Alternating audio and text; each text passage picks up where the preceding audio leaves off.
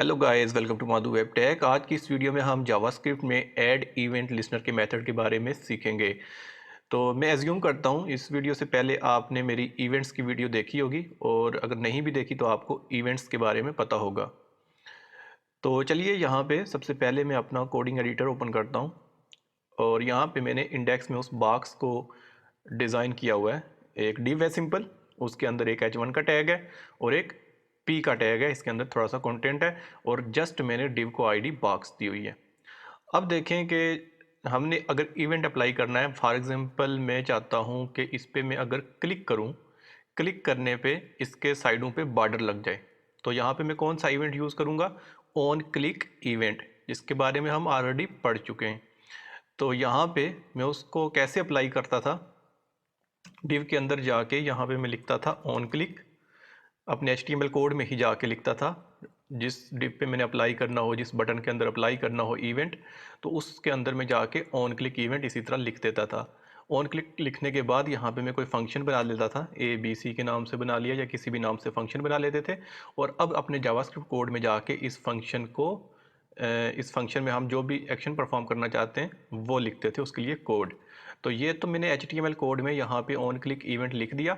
इसके बाद मैं अपनी जावास्क्रिप्ट फाइल में गया और यहाँ पे मैं फंक्शन बना लेता हूँ ABC के नाम से, और यहाँ पे मैं उस एलिमेंट को गेट कर लेता हूँ। कौन सा एलिमेंट? वही जो डिव है, जिसको आईडी मैंने बॉक्स दी हुई है। इस एलिमेंट को पहले मैं गेट करूँगा।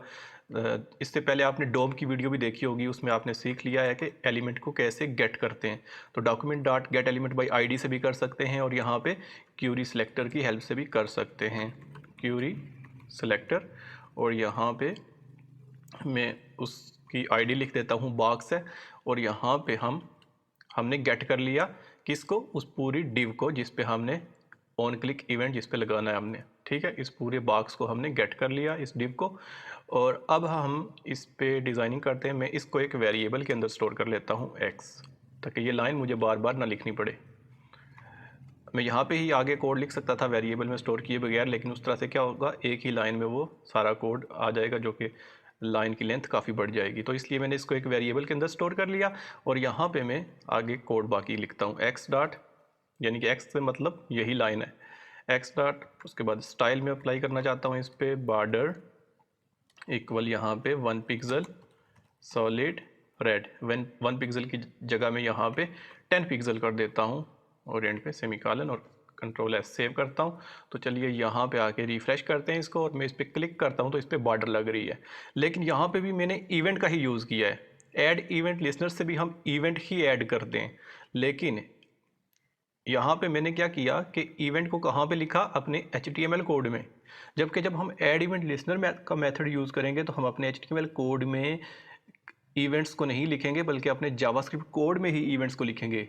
इस तरह से क्या हो रहा है, ऐड इवेंट लिसनर के बगैर क्या हो रहा है कि हम अपना जावास्क्रिप्ट का आधा कोड HTML में लिखते हैं और आधा कोड अपनी स्क्रिप्ट वाली जावास्क्रिप्ट वाली फाइल में लिखते हैं। तो ऐड इवेंट लिसनर से ये हुआ कि हम सारा कोड जो है वो अपनी जावास्क्रिप्ट फाइल में ही लिखेंगे। तो इस तरह से हमारा कोड मिक्सअप नहीं होगा, HTML के साथ जावास्क्रिप्ट का कोड मिक्सअप नहीं होगा। तो यहाँ से इस इवेंट को रिमूव करते हैं, और अब हम यहाँ पे इसको लिखते हैं। यहाँ पे ऐड इवेंट लिसनर का मेथड अब हम यूज़ करेंगे। पहले मैंने आपको बताया कि क्यों लिखना ज़रूरी है, ऐड इवेंट लिसनर मेथड का यूज़ करना क्यों ज़रूरी है, क्योंकि इससे हम जावास्क्रिप्ट में ही किसी एलिमेंट पे इवेंट लगा सकते हैं। बस ये यूज़ है इसका। ठीक है, अब हम यहाँ पे जिस एलिमेंट पे आपने इवेंट को अप्लाई करना है, पहले उसको गेट करेंगे, जिस तरह हमने ये गेट किया था बॉक्स को, डिव को। इसके बाद इसी के आगे यहाँ पे आप लगा दें, या मैं यहाँ पे x के अंदर मैंने स्टोर किया हुआ, तो चलिए नीचे वाली लाइन में ही लिख देते हैं x डॉट, किस तरह इवेंट लगाते हैं, ऐड इवेंट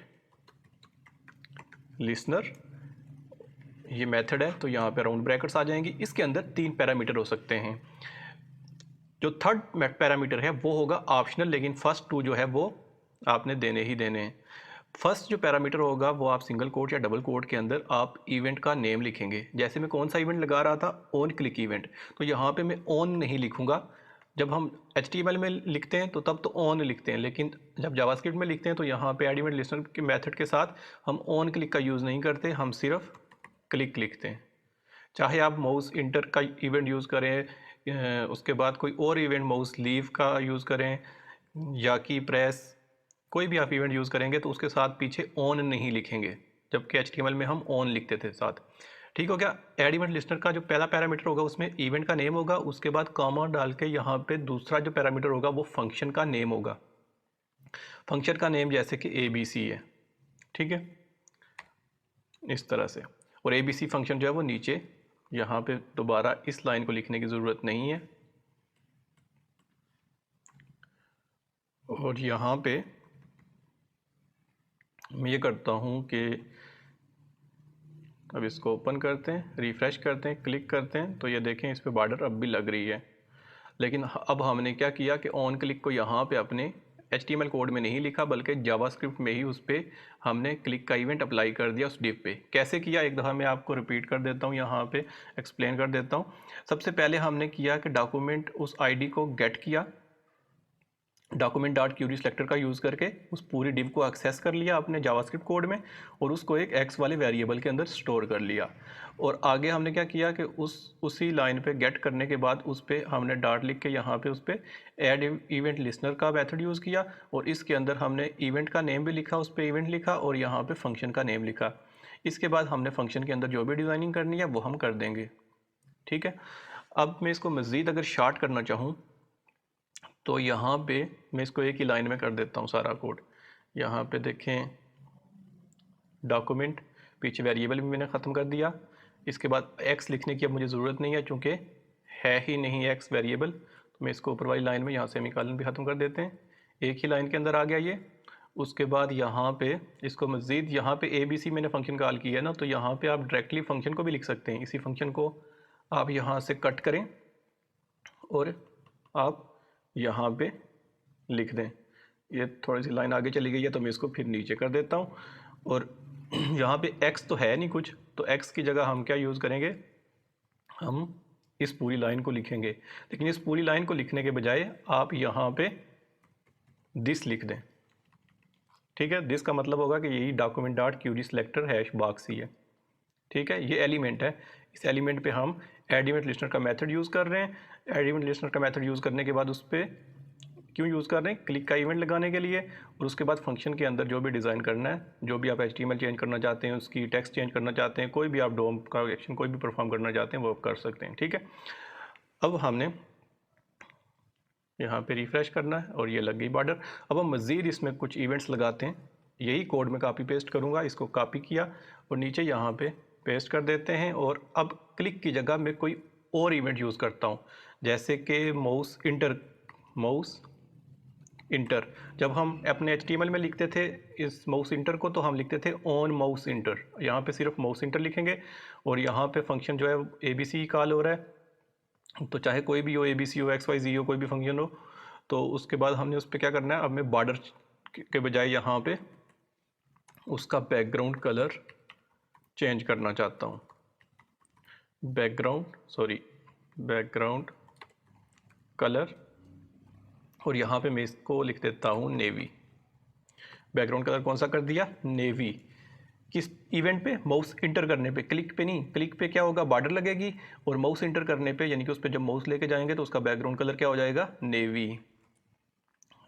कंट्रोल S और यहाँ पे रिफ्रेश करते हैं। अब देखें मैं अभी माउस बचा के अब मैं इस पर लेके जाता हूँ, ये देखें जो ही माउस में लेके गया तो उसका कलर नेवी हो गया, और अगर मैं क्लिक करूँगा तो इस पर बॉर्डर लग जाएगी। अब मैं चाहता हूँ जो ही माउस वापस लीव करूँ, माउस वापस इससे हटाऊँ, तो फिर इसका कलर चेंज हो जाए। तो क्या करूँगा, इसी कोड को कॉपी करता हूँ, इसी कोड को नीचे पेस्ट करता हूँ और माउस इंटर के बजाय यहाँ पे कौन सा इवेंट लगा देते हैं, माउस लीव। ये आपको तभी समझ आएगा ऐड इवेंट लिस्टनर जब आपने मेरी इवेंट वाली वीडियो देखी होगी और डोम वाली वीडियो देखी होगी। माउस यहाँ पे लीव करने पे बैकग्राउंड कलर नेवी के बजाय यहाँ पे मैं कर देता हूँ क्रिम्सन कर दें।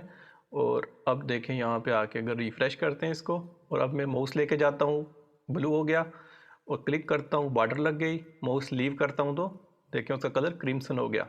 तो इस तरह से आप ऐड इवेंट लिस्टनर का यूज़ करके भी इवेंट लगा सकते हैं। तो मिलते हैं नेक्स्ट वीडियो में। इस वीडियो में इतना ही। Okay bye, take care.